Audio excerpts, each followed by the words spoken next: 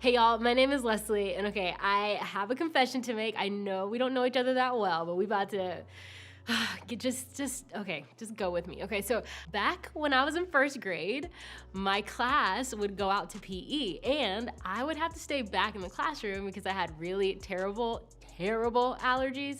And I think my first grade teacher, Miss Dupriest, hey girl, felt bad for me because she always would give me like an extra responsibility right before the class headed to recess. And I was fine not going outside, y'all. I was totally fine, but she didn't need to know that, right? So I enjoyed the privilege of having something extra, like that little bit of extra power in the classroom, even if no one else was there.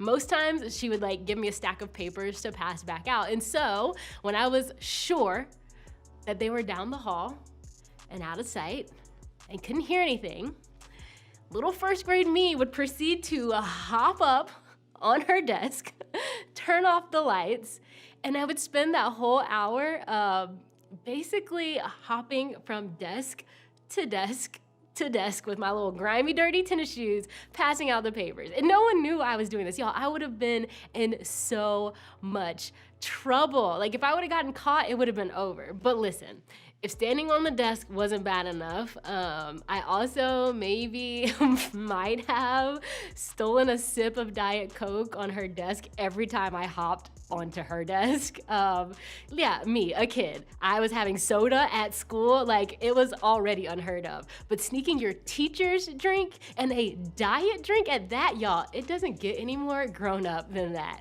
You see, I was powerful simply for the fact that my teacher asked me in front of the whole class every day to pass out the papers while they were gone, signaling that I was special, right? In my mind, she was basically saying to them, she would never trust none of these little bad kids in there for an hour by themselves. So yeah, I was bestowed the honor of being the most trusted kid in my class. And yeah, I abused that power. Maybe I was the one who couldn't be trusted. I tell you that story to set up our time together today. We are going to be talking about having a little bit of power, right? And power looks different for everyone. For you, power might look like being the one who can captivate a group of people with a story and you're really great at being the center of attention. Or maybe the power to influence what your friend group does over the weekend or to influence how you'll handle the drama in your friend group. You're the one that they go to and say like, oh my gosh, what are we gonna do, right? Or maybe power might look like having a later curfew or finally getting your driver's license. Or maybe you have an idea of the kind of power you want, you just don't have that power yet. Like, think about it for a second. Maybe you dreamt of being captain of your sports team. Maybe you wanted to be the first chair in the band. Maybe you thought about running for president of student council. Maybe you're a freshman or a sophomore and you can't imagine what it's gonna be like when you get to be an upperclassman. Or maybe you took the risk and you applied to be the manager for your shift at McDonald's. That was me at one point. But the idea of being in a place of power or authority, which is just someone who has more power than you do, it can be exciting. It can make us feel important, respected, or even a little bit intimidating to others. Having power gives us a sense of having a little bit of control. And who doesn't want that, right? If we're honest with ourselves, we'd all like to feel powerful because it puts us in control or above someone else. But if you have ever been in a place of power, you know that it doesn't always go the way you imagine, right? Like, even if you have some power, there's always someone else who has more, like your parent or your coach or your teacher. I mean, the other thing is like, maybe you aren't even sure what to do once you get the power. You spend so much time looking forward to it, it actually shows up and you're like, great, what do I do, right? Or maybe the other thing about power is it isn't always as great as you think it's gonna be, right? And that leaves us with some complicated feelings about power and about the people who have it and about the people who don't. About why we want it and what to do with it when we have it, and maybe we feel like it just never quite turns out the way we think it should. In other words, competing for and then gaining power can get complicated. So what do we do about it? Y'all, we're gonna talk about it. So, power and authority have been around from the beginning. And it wasn't designed to be as complicated as it sometimes feels, right? The opening part of the Bible is called Genesis, or Origin, fun fact, right? This book of origins, who people believe was written by Moses, is about the creation of all things, including human beings. And in it, he writes something incredibly important when it comes to our idea of authority or power. Then God said, let us make mankind in our image, in our likeness, so that they may rule over the fish in the sea and the birds in the sky, over the livestock and over the wild animals, and over all the creatures that move along the ground. That line, did you catch it? It said, so that they may rule. That was written about human beings from the very beginning, right? According to the writer, humans were literally put on this planet and given power or authority over the rest of creation. Humans, you and me, were designed by God to have traits of God, right? That's what it means to have God's image in us. And it's with God's image and his likeness in us that we are able to demonstrate and practice authority. Sounds great, right? Well, fast forward to today, and it's easy to see how humans have used power and authority for good. But that means that it's also easy to see the way that humans have also abused their power, changing things from the way they were supposed to be in the beginning. See, power has been used to liberate or help, but it's also been used to oppress or harm entire groups of people. Power has been used to bring peace, but it's also been used to start wars and have wiped out millions of people. Power has been used to create resources that meets people's needs, and it's also been used irresponsibly in a lot of cases. So even though power was a part of the deal from the beginning of creation, humans haven't always used it well. But that wasn't the case with Jesus, okay? Jesus turned the idea of power upside down. He flipped the idea of power upside down in a way that people didn't expect, and they didn't know what to do when he did that, right? He did things way differently than the religious leaders of his time. See, where other leaders fought to be seen as increasingly powerful by putting other people down, Jesus chose to do the opposite. Not only that, he did something none of them could have pulled off. He was killed by those leaders because they didn't like the way he did things. But then, in the biggest power flex of all time, he came back to life. In fact, just so that there were no questions, when Jesus came back to life, he made it really, really clear what kind of power he had. And he said this, all authority in heaven and on earth has been given to me. I mean, there's really no room to question when it comes to Jesus' authority, right? He's like, hey, just in case you're wondering, after that whole dying, coming back to life thing I pulled off, I have been given all authority over everything, right? This is good news because it means that he is the perfect example of what it looks like to be powerful.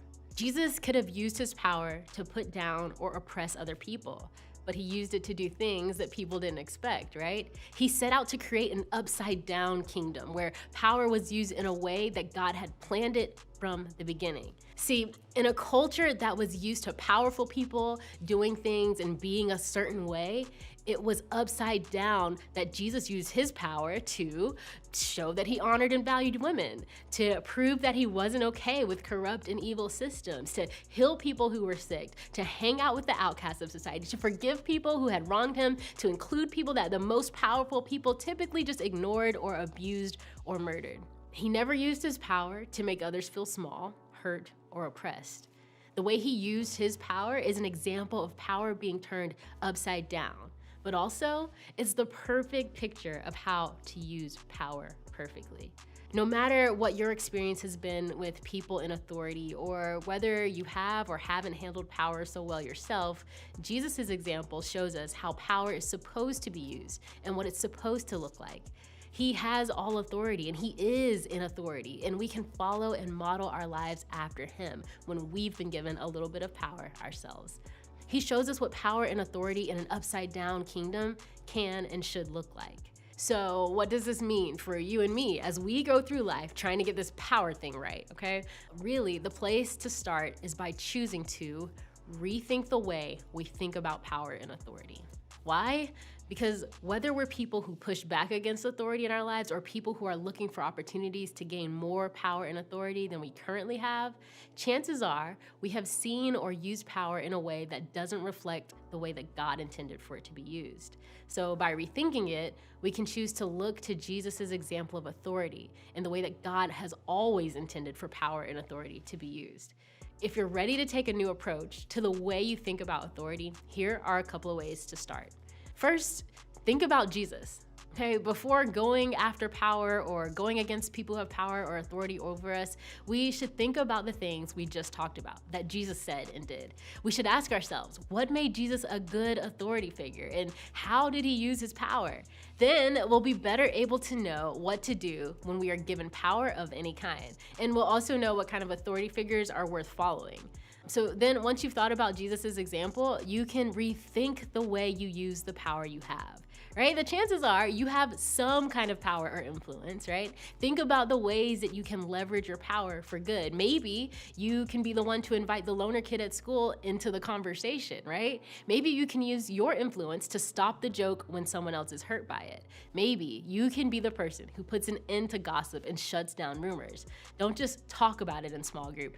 Be about it in real life, okay?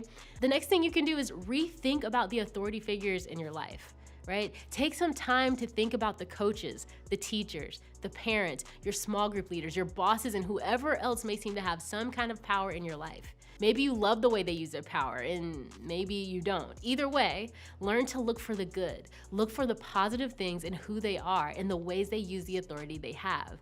Maybe they believe deeply in your potential. Maybe they defend you when you need it the most. Maybe they've taught you the valuable life lessons. The truth is that authority can be annoying, okay? But when you think about the example that Jesus gave to us and you line it up with the ways that the people around you use their power, are there things that match up? By rethinking about the authorities in your life, you can change the way you see them or even change the way you treat those with power moving forward. Now, just to be clear, okay, this does not mean that you should ignore the reality of harmful authority or the harmful ways that people use their power, right? There's a difference between authority that's annoying and authority that's harmful. Like, you might be annoyed with your mom for using her power to ask you to take out the trash, but she's not a bad person for doing that. In fact, she's using her power to teach you responsibility, as uncomfortable as that may feel. But anyone who uses their power in ways that are harmful to you, harmful to someone else, or harmful to themselves is not using authority in ways that align with Jesus's example. In fact, Jesus spoke out against this kind of authority time and time again, okay? Remember, Jesus turned the idea of power upside down and he used his authority and power for the good of other people, to help free the oppressed, to benefit those who he had power over. So, if you're experiencing the use of power in a harmful way, the best thing to do is to speak up. In fact, my hope is that this group of people is the safest place in the world for you to talk about anything. So, say something if you're in a position where authority is being used in a harmful way. So yes, we might get annoyed with those in authority or even find ourselves wanting power in ways that may not be beneficial.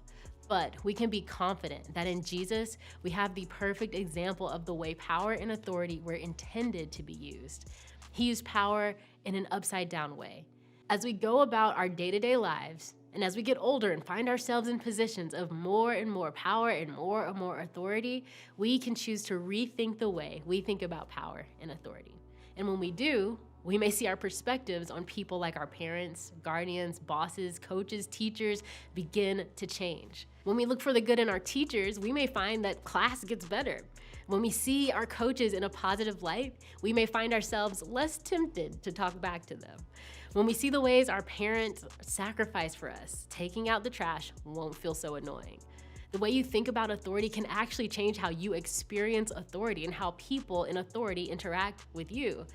Plus, we'll have a better picture of what good authority is supposed to be like when we're in positions of authority and power someday.